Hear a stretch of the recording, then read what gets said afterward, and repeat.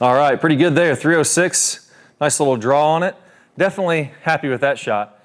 Now, if you're struggling to get the distance that you want, a big piece of that is going to come from being able to rotate from your shoulders and separate those from your hips. Now, I'm going to give you a test here in a minute to figure out if you're deficient there and a surefire way to fix it. Another piece of being able to have a great golf swing is I need to be able to turn into my right leg on the backswing. And if you feel like you're sliding with this hip here, it actually may not be a technique move. It may be more likely that you have a limitation in your right hip that allows you not to rotate and turn into it. And you start to get this little hip bump this way, and all of a sudden I'm leaning back there, and then I stand up out of my posture and I fall to the right on the downswing. Causes a lot of inconsistency.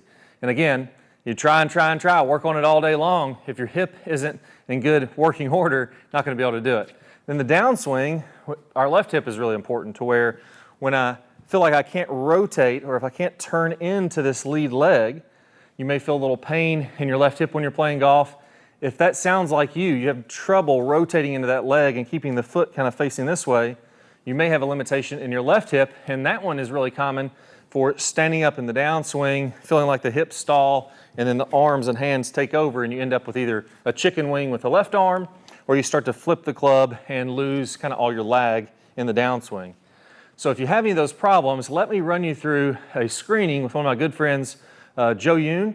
He's going to walk through right hip, left hip, spine, see if we're in good working order. That way you don't bang your head against the wall for months trying to fix something that's impossible to fix if you don't have the range of motion. Let's go and get started.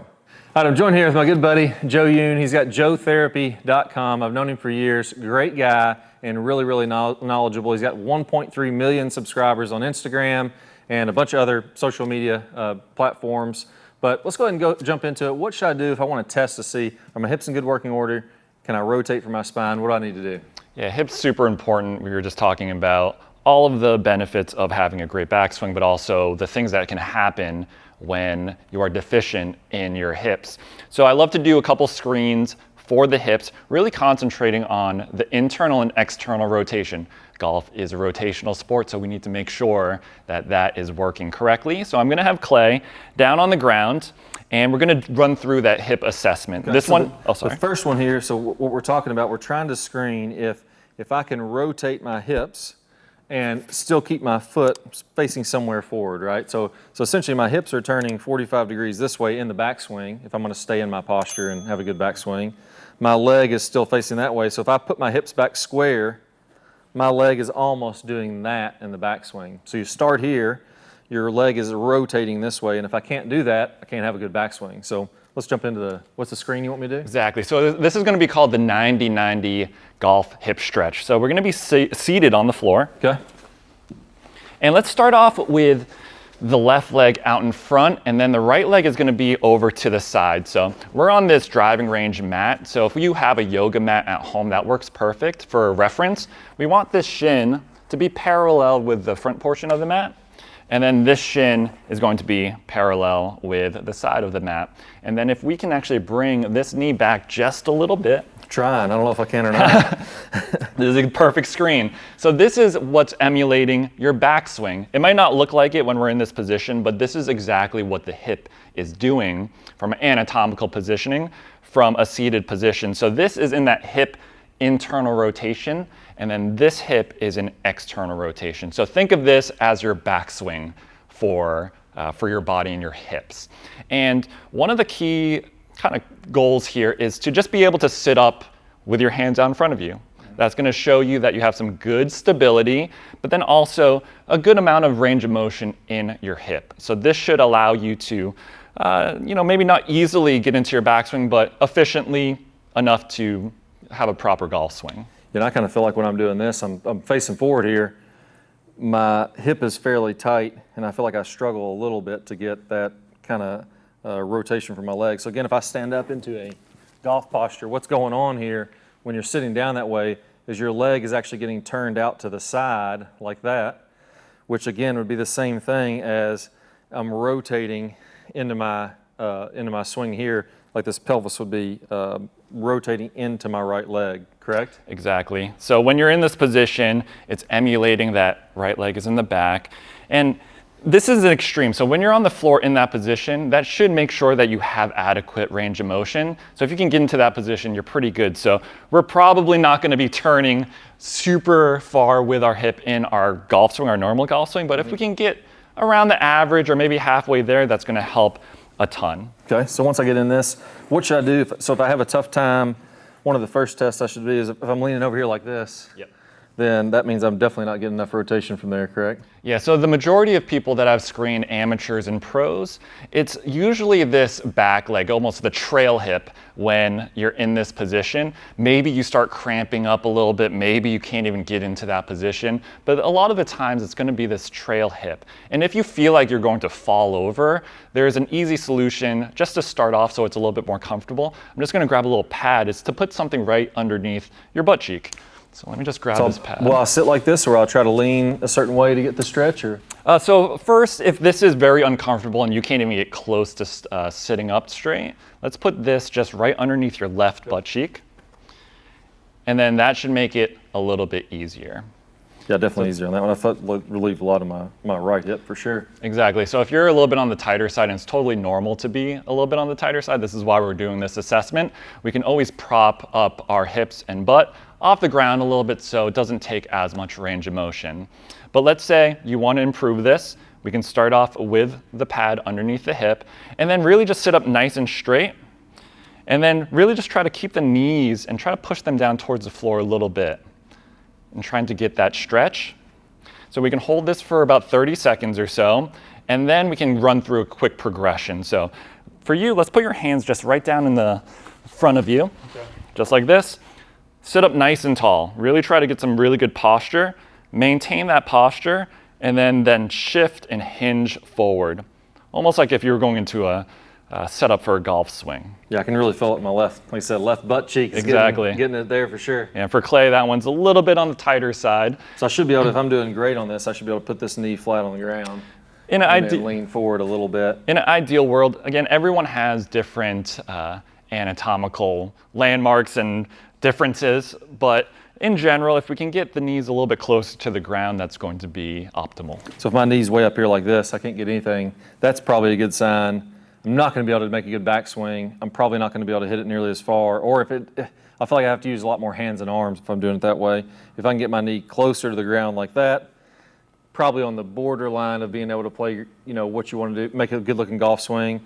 If my knee gets further than that, then that's just great, and the farther it goes, the easier it'll be. But this is kind of like, would you say like right there is kind of, if I'm not getting this, I probably need to do this stretch every day until I can. Pretty much, yeah. If the knees are popping up off the floor or you're struggling to sit up in a good position, then it's a good idea to hang out in this position, try to improve it a little bit. Okay, so then one I'm going to be leaning forward. Yep. That's mostly going to get my left glute. Do you have anything for the external rotation, or it'd be, I guess it'd be internal rotation? Internal rotation, yeah. Exactly. So after we do 30 seconds here, holding that position, I want you to sit up again nice and tall, and then arms out in front, and then rotate your upper body towards this trail hip.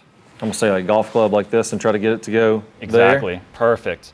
So now when we're rotating our upper body, we're actually rotating a little bit more into that hip, so we're bringing that hip into rotation a little bit more and really biasing this stretch right here. Again, a lot of people struggle with internal rotation, so just hanging out here for 30 seconds is gonna really help stretch out that hip. What about, is it a good idea to try to lean? I know when I do that, it feels a lot tighter, but it feels like it's kind of, I don't know if that's really stretching it that much more. Do you feel like that could do anything, or is that, stay away from that? So when I'm telling people how to stretch, there's no real right way to do it. There's a lot of people, again, with different types of shapes of their bones, and their muscles are different.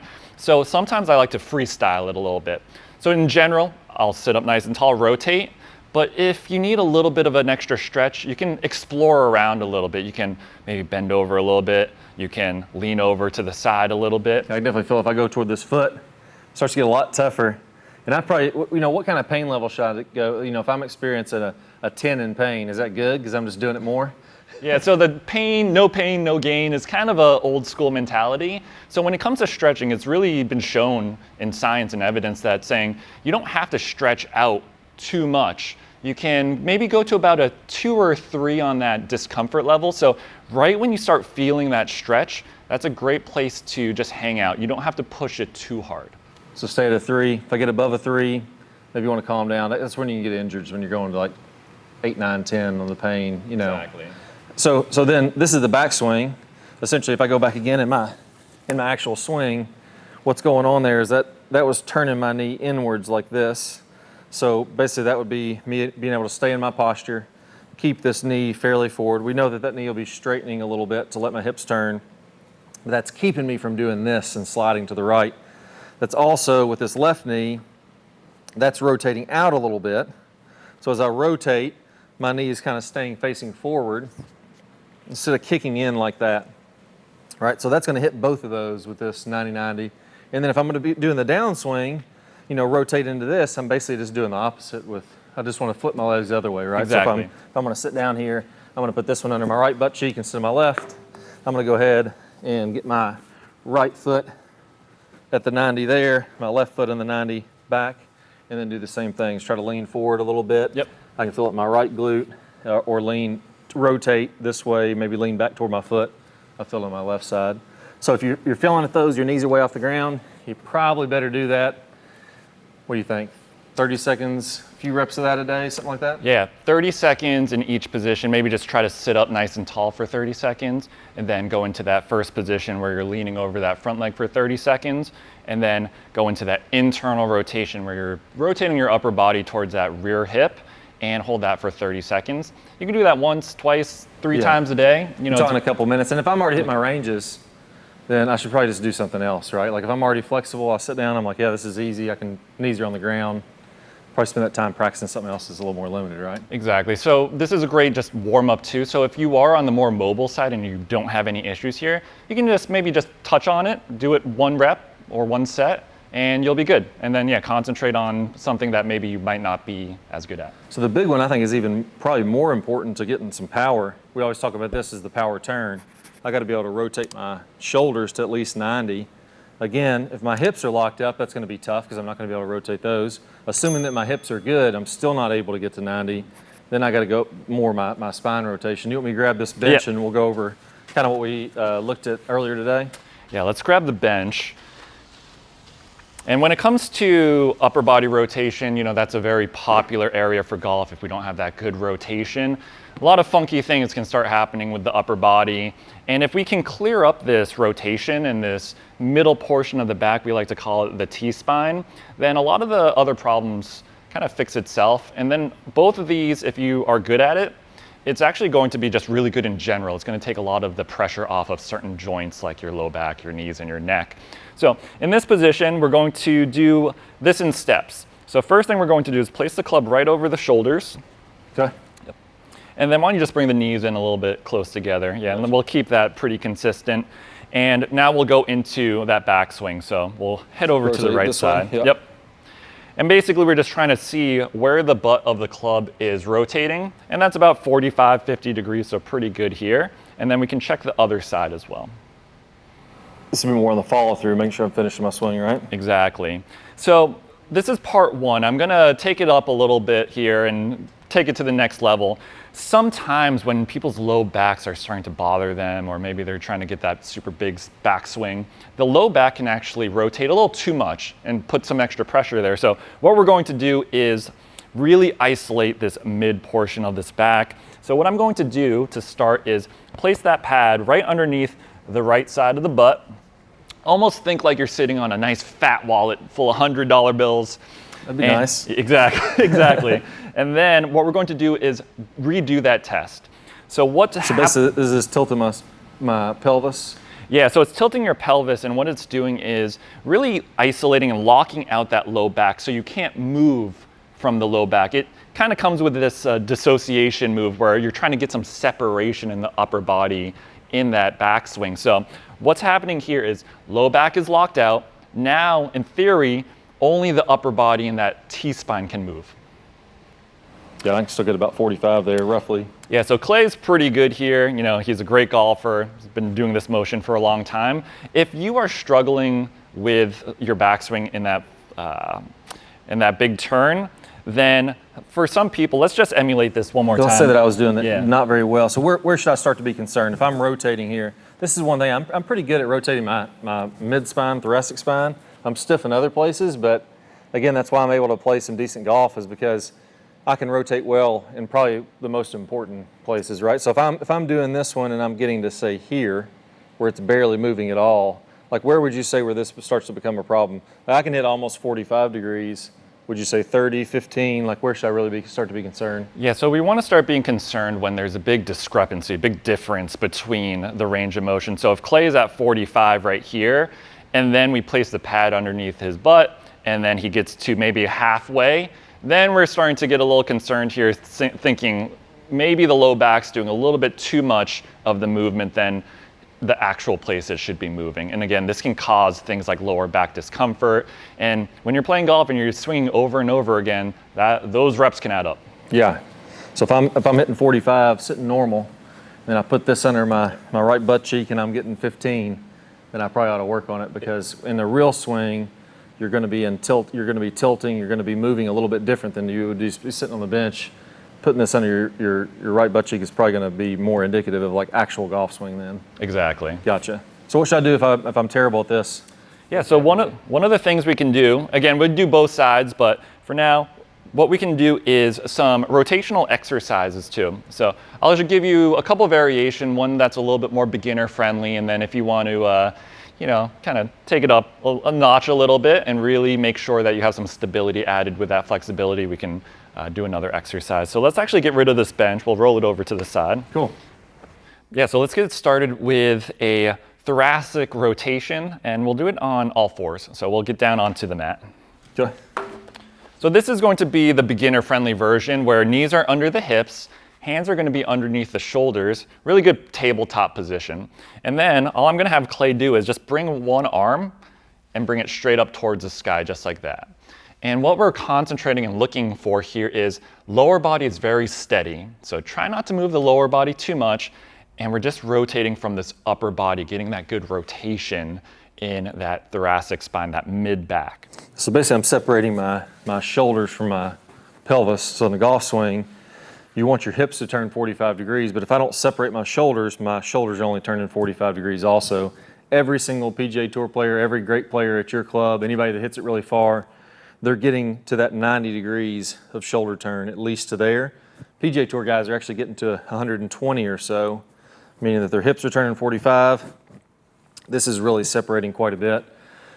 Don't have to be able to get that far to hit it good, but you definitely want to be in the ballpark of 90, which is the power turn in the top speed golf system. So let's say that I'm doing that one. If I want to kick it up a notch, you mentioned there was a tougher one. Yeah, so maybe run through about 10 reps there, 3 sets, depending on where you're at. But let's grab a band, and then now we can add some resistance to that movement. So we're going to add some stability to that mobility and flexibility. Gotcha. So all we have is a nice little band here.